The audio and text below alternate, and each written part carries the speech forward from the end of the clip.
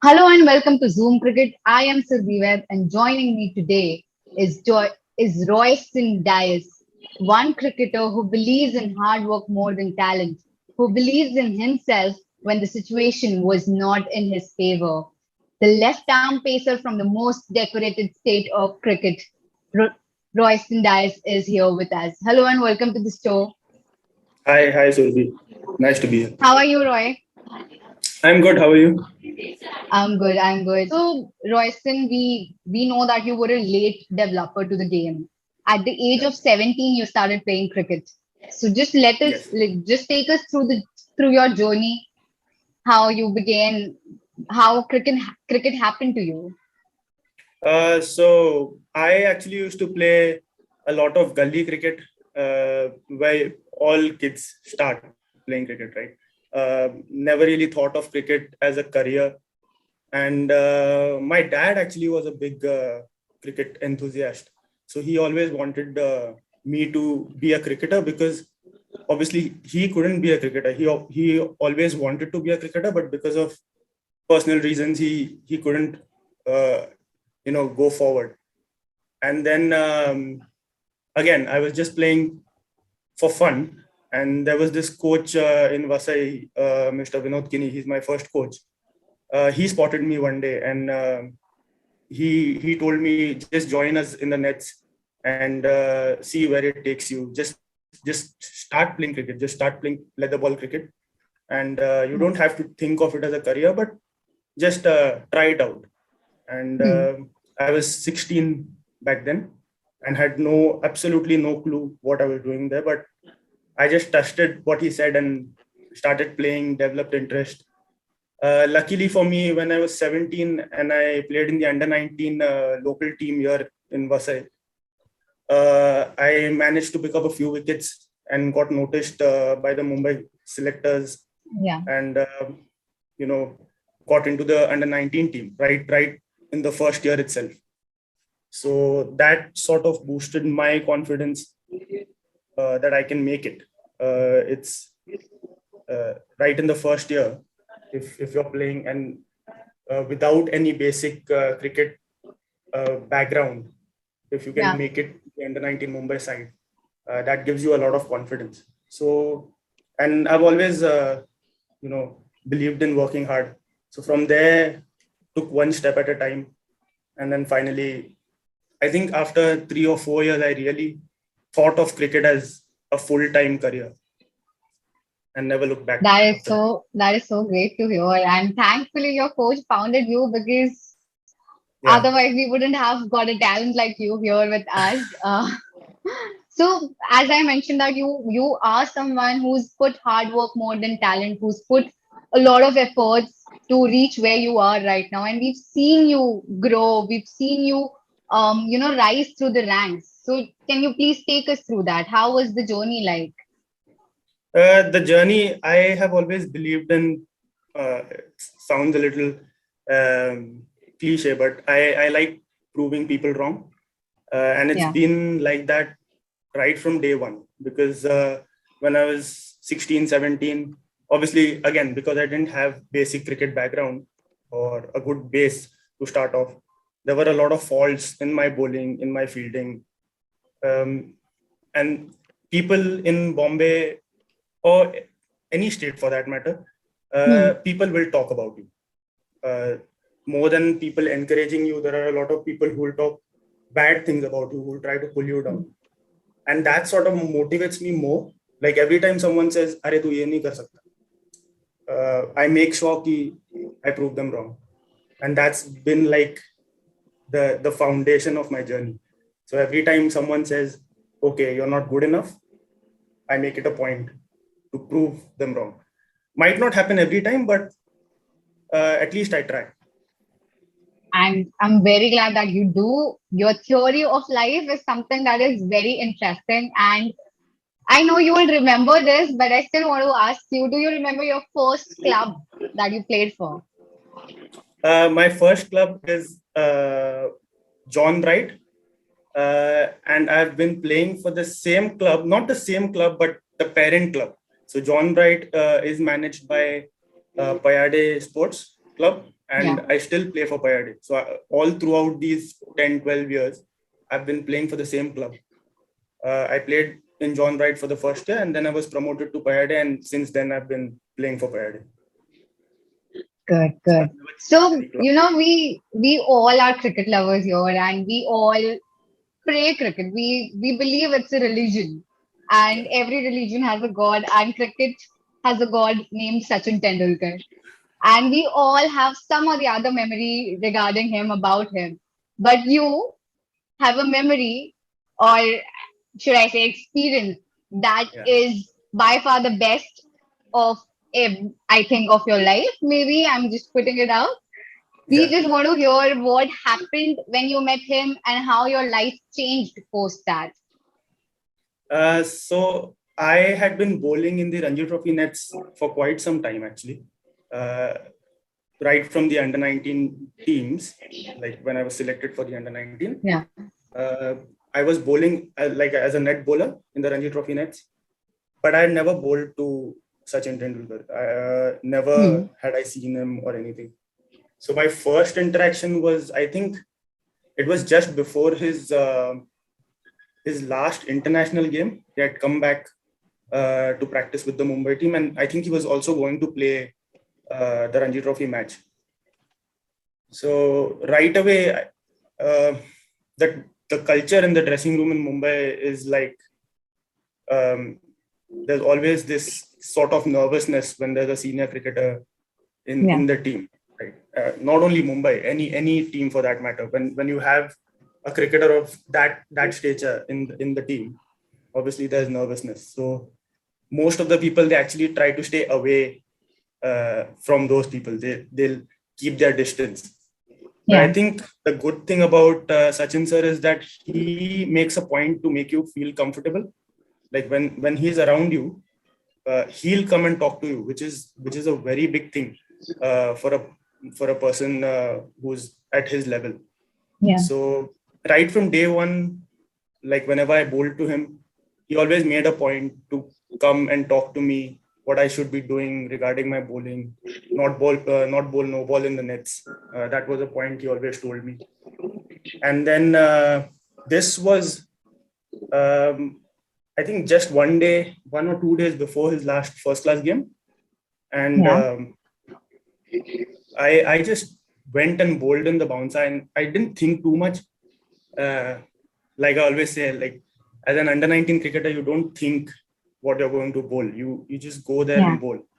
So I went in and I thought I'll just bowl a bouncer.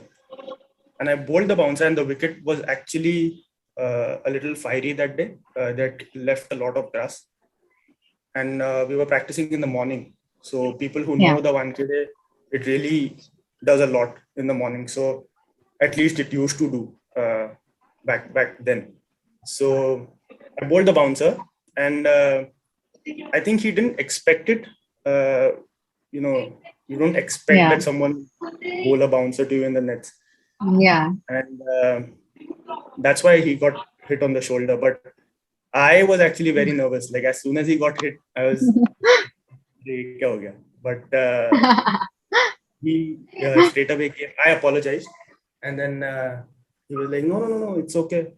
You can bowl bouncers in the nets. In fact, you should. That helps the batsman to prepare well for the games. So I think that's one memory that stayed with me till now, and it will stay with me forever. True that. That is why he is the legend of the game, and that is why he's called the god of cricket. Yeah. Well, talking about legends, how can we not talk about Glenn McGrath? You have quite a relationship with him. You shared the camp, the Delhi Daredevil camp, where he was there, and if I'm not wrong, the academy that you went in. Yeah, the MRF. Yeah, MRF based foundation. Yeah. So just take us through how that experience was. So I have been one of the lucky guys who have had the opportunity to train with Sir Dennis Lilly and Glenn McGrath, because I got selected when Dennis Sir was at the end of his coaching stint with MRF, and then Glenn McGrath came in. So both have a very different style of coaching. But when I talked to him, the only reason why I could really uh, understand what Glenn sir was saying is because I believe in his ideology of bowling, setting up batsmen by planning, not just Yeah. bowling quick. So that helped me a lot. Those 3 years really helped me to understand how he thinks of setting up a batsman, how he thinks, how he plans while playing a game, and how simple he keeps things to have 500, 600 career wickets. Wow. Uh, there's no magic plan as such. Whenever I talk to him, he always used to say, keep things simple. Yeah. You just need to be consistent in what you do. So that has helped me a lot, being consistent. Over the years, that is something that I've looked forward to mastering. Obviously, you can't master being consistent. You can't, like, you're not a machine, Yeah. but at least you can be as close to perfect as possible. That is so true. And it it is quite an experience to share field with Glenn McGrath, to share any kind of experience with cricketing legends like Glenn McGrath, like Sachin Tendulkar, and you're so lucky to have those in your kitty. Yeah. Well, now let's test your memory a little bit. Uh, Okay. we want to ask you your best five performances till date across any league, any format, be it anything. Just take us through your best five performances, which you think are which you rank the most. Uh, Obviously, any 5 wicket haul is great, Yeah, but I think uh, for me it's more about when you contribute to your team's win. yeah, Those wickets are more important. So rank one would be my first under 19 game, like my debut. yeah. It was the Dhruv Pandav. I got 6 for 56 uh, and a hat trick. Yeah. Oh, So that was like a dream debut. Can't get better than that. double dhamaka. Yeah.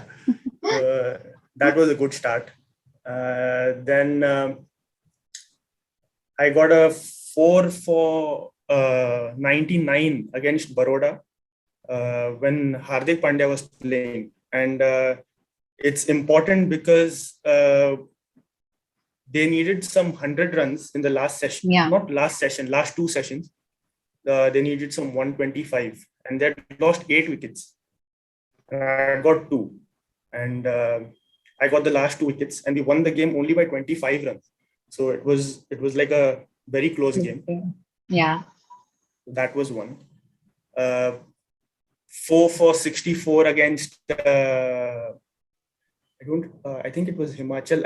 I'm guessing, I can't really recollect, but it was the quarterfinals of the Vijay Hazare Trophy, which we won, and I Yeah. ended up being the highest wicket taker for Mumbai. So that was a great one. Again, 4 for 24 in the Mumbai T20, the last Mumbai T20 that we played. Yeah. Got the man of the. That was a very good performance. And I got a 5 for, I don't remember how many, in the Police Shield finals, which we ended up losing. But it felt good because we were playing against a very good side. We were playing against Parsi Gymkhana, which is technically Mumbai A right now. And to get a 5 wicket against them with Surya and Aditya Tare, Akarshit Gomez in the side, Shams Mulani in the side. It was like a proper Mumbai team. Yeah. 5 wicket against them is like, even if you lose the game, you feel a sense of satisfaction. I think those are my top 5 in the recent 10 on 10 to you. Yeah, you remember everything. So now I'll ask you a question that I am very intrigued about. Okay. So there was this match against Saurashtra where you were bowling, and the ball did go and hit the stump, but the base didn't fall. I don't know if you Oh yeah. remember or not. Yeah, And yeah, I saw your Instagram, and I saw that you posted a similar video of Dale Steyn against India. The same thing happened with him. I know it's yeah. very funny now. We laugh about it, but how do you deal with something like that at that moment? It was frustrating because we had actually conceded the first innings lead, and Yeah, then we were trying to get back into the game. And I think there were just a couple of hours left after yeah, that, and they had lost 7 wickets for 85. So as soon as you get 7 wickets for 85, you sense that you can actually get back into the game. yeah, Uh, and then this happens.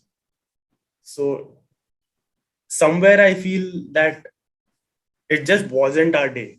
Now that I think of it, there were so yeah, many chances created, but we just couldn't get through.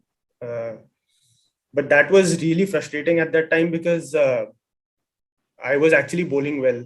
Uh, yeah, you were in that rhythm and you want to, push, and you can get wickets for your team. And then something like this happens. And I knew that if I would have got that wicket, maybe, just maybe, we could have won the game.